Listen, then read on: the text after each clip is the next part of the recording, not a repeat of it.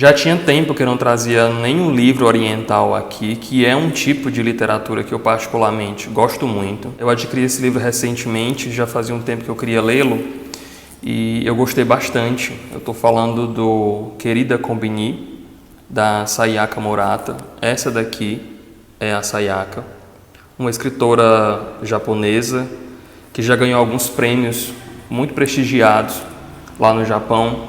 Ela começou a escrever ainda muito jovem e, assim como a protagonista do Querida Kombini, ela também foi vendedora de uma loja de conveniência quando ela ainda era universitária. Essa Kombini, que dá nome à obra, ela é muito similar a essas lojas de conveniência que a gente encontra de forma muito comum em postos de gasolina, né? Pelo menos aqui onde eu moro. Essa Kombini, ela é quase que um organismo vivo, assim, ela tem algumas particularidades, ela é cheia de sons, e eu diria até que ela tem um certo teor de personalidade muito próprio dela, que por sua vez é muito similar às próprias características dessa protagonista. Essa narradora, que aqui é chamada de Keiko, ela teve uma trajetória muito curiosa. Assim, desde criança ela era uma pessoa muito resolutiva, muito pragmática, em níveis que até preocupavam os pais e os professores dela, e ela tinha uma maneira muito própria e muito questionável também de resolver os impasses que apareciam na frente dela. O que acontece é que esse jeito dela, muito característico e muito politicamente incorreto até, que ela tinha de resolver os problemas,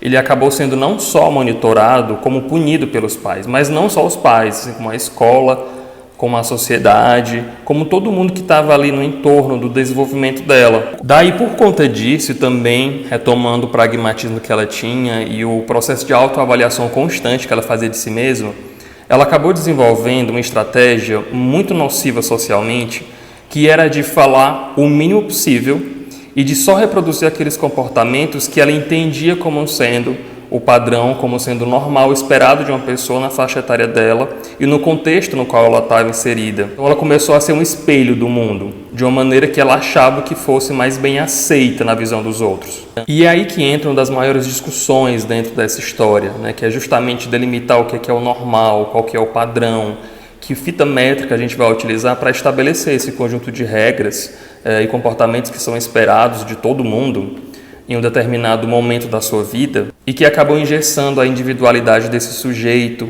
que acaba por julgá-lo caso ele ouse sair dessa linha de montagem dita como aceitável e como normal. Essa narradora, ela é uma pessoa que foge da trajetória da grande maioria das pessoas que eu conheço e possivelmente que você conheça também. E o que mais preocupa e choca a família dela, e não só a família como os colegas de trabalho, é justamente as escolhas que ela faz, tanto no âmbito pessoal como no profissional. Ela já é ali uma mulher com seus 30 e poucos, quase 40 anos, e ela opta por seguir uma trajetória, uma carreira num trabalho informal, onde ela não tem estabilidade, onde ela não tem segurança, onde ela não ganha rios de dinheiro. Então ela não busca, né, se fixar num local apenas, fazendo um trabalho que ela veja ali uma carreira que ela possa galgar outros espaços. Não, ela está super tranquila com o que ela faz, ela gosta do que ela faz, ela não tem um desejo grande por ganhar muito dinheiro, ela não quer crescer de vida como a gente, né, entende, como a maioria das pessoas tenta alcançar ou almeja chegar um dia. E ela também não quer um relacionamento, ela não tem isso como uma meta de vida, ela não tem essa sede por sexo, por casar, por manter ali uma família nos padrões ditos normais. Ela só quer viver a vida dela e que as pessoas aceitem isso e deixem ela seguir conforme ela acha mais conveniente, mais confortável para ela. Mas para as pessoas que estão ali no entorno dela, isso não é suficiente, isso não é justificativo. O simples querer dela não responde àquilo ou não permite que ela faça daquela forma. Então, para eles, ela é uma pessoa desajustada, quebrada, que precisa de reparo, que precisa de alguma orientação e um direcionamento para seguir esse fluxo dito normal de uma vida. E por esse motivo ela é dita e ela é vista como um corpo estranho, né, dentro daquele organismo vivo que é a Kombini. Mas ela, ao mesmo tempo, é uma pessoa muito suscetível e muito moldável, né, pelas pessoas que ela confia e porque ela tem um sentimento. Até o momento em que surge um outro personagem que também é desencaixado e desajustado que nem ela, só que ele é um pouco mais resistente, ele embate, ele começa a argumentar, ele se impõe de maneira mais enfática do que ela. E é quando esses dois polos distintos se encontram, quando essas duas forças elas, né, se unificam num único vetor, que que esses polos entre normal e anormal, eles vão se chocar com mais intensidade dentro da história. Então, uma das grandes reflexões desse livro, eu acho que é justamente a gente ter o cuidado e ter essa noção que essa metrificação que a gente utiliza, né, para padronizar socialmente todo mundo, inclusive a gente, é uma coisa muito delicada.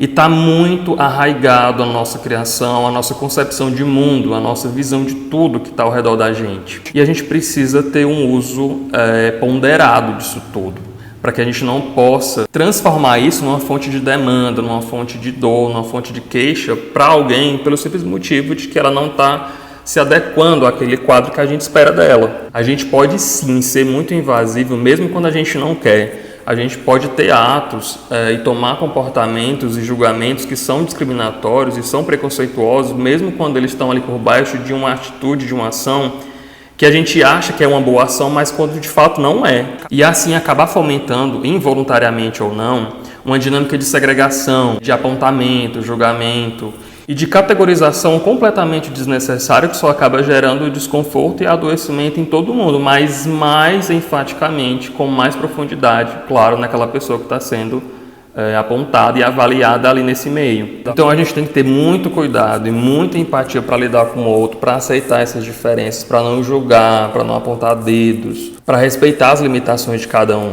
E a gente também nunca sabe quando ou quanto comportamentos ou especificidades e particularidades nossas podem soar estranhas, né, aos ouvidos dos outros ou na concepção de outra pessoa, né? Vai saber que isso já está até acontecendo de fato.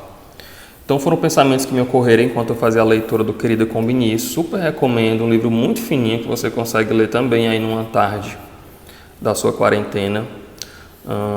Recomendo demais. Então me deixe nos comentários se você já leu esse livro.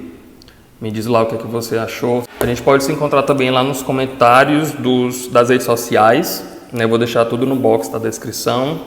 É bem fácil encontrar por lá. E avalie o vídeo. Obrigado por ter assistido e até mais.